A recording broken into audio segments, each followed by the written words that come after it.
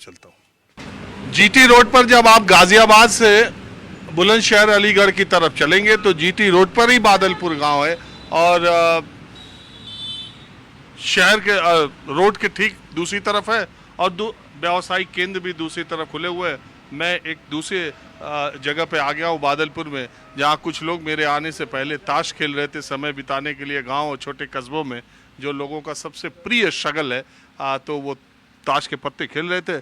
कुछ लोग यहाँ पर है, मैंने सोचा इनसे बातचीत की जाए। मैं आपका नाम क्या है? मेरा नाम रामवीर सिंह है साहब। रामवीर सिंह, आप तो लगे रह रहे शक्ल और कपड़े से कि नेता हैं? नहीं, नेता तो नहीं हूँ मैं। खैर, बादलपुर के ही हैं? मैं बादलपुर से ही हूँ। मैं बादलपुर आज आने का खास मकसद ये है, जानना मैं ये चाहता हूँ कि देश धीरे धीरे 2024 के लोकसभा चुनाव में ऐसा लगता है कि दो तरफा लड़ाई होगी। ज़्यादातर जगहों पर ये बात देखने में आ रही है, लेकिन जो देश का सबसे बड़ा सूबा है उत्तर प्रदेश, वहाँ की एक समय की सबसे बड़ी पार्टी और अभी भी मजबूत पार्टी है ही, वोटों के लिहाज से भी तीसरी पार्टी है। अगर आज के सिटिंग लोकसभा सांसदों के हिसाब से देखा जाए तो वो दूसरी पार्टी है। तो बसपा ने ये तय किया है कि वो दोनों से दूर रहेगी। गांव वाले क्या सोचते हैं कि इसके पीछे बहन जी का क्या है, और अगर वो ये फैसला ले रही हैं तो इसके पीछे कारण क्या है? देखिए, कारण तो वही ज़्यादा अच्छी तरह जानती हैं जो फैसला ले रही हैं, लेकिन जो हमारी जो सोच है वो ये है कि कहीं ना कहीं वो दबी हुई हैं और डरी हुई हैं। सोचती हैं कहीं ऐसा ना हो जाए कि जैसे बाकी लालू वगैरह के साथ हुआ है और मुझे भी कहीं ईडीसी भी है। हाँ, कहते हैं बहन जी डरती तो नहीं है किसी से? नहीं नहीं, ना डरती तो फिर चुनाव में चुप नहीं बैठती वो। चुप कहाँ है? वो तो रोज मीटिंग ले रही, कह रही अकेले ले रही। चुप हैं, बिल्कुल चुप हैं, बिल्कुल चुप हैं। पीछे चुप रहीं, पीछे भी चुप रहीं। इस विधानसभा क्षेत्र में बसपा पिछले 7-8 चुनाव में करीब करीब सब जीतती रही थी, लेकिन पिछले 2 बार से नहीं, जब से ये सिलेंडर हो गई है तब से बसपा ख़त्म होती जा रही है। तब से इन्होंने अपना जो इनका एक रूप था, रुद्र रूप था, वो इन्होंने अपना छिपा लिया है, तो वो डाउन क्या है इसके पीछे वजह? कारण ये है कि एक तो कोई उत्तराधिकारी अच्छी ठीक नहीं है इनके पास, और दूसरा जो कुछ कर्म कांड हैं जो एक सत्ता के मद में लोग अक्सर करते हैं, वो गलतियां हैं। आप किस पार्टी से? मैं पार्टी से किसी से नहीं हूँ, लेकिन मैं गांव से ही हूँ।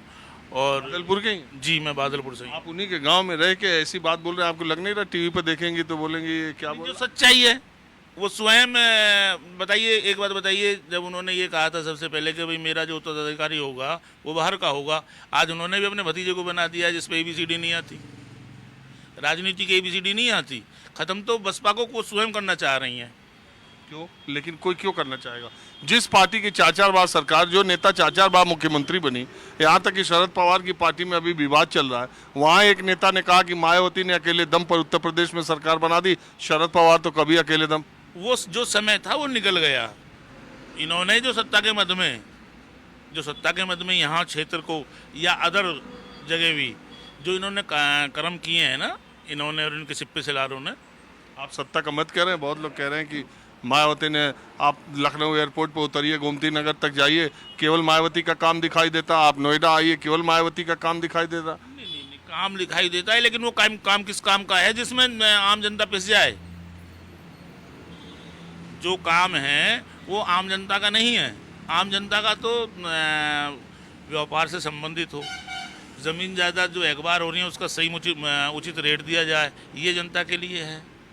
जो जनता के पास एक हथियार है खेती का, वो भी ये लोग ले लेते हैं, तो 24 में आप क्या देख रहे हैं? 24 में हम तो बीजेपी को देख रहे हैं जी। मायावती मदद किसकी कर रही है? बीजेपी की कर रही है, ना खड़े होकर।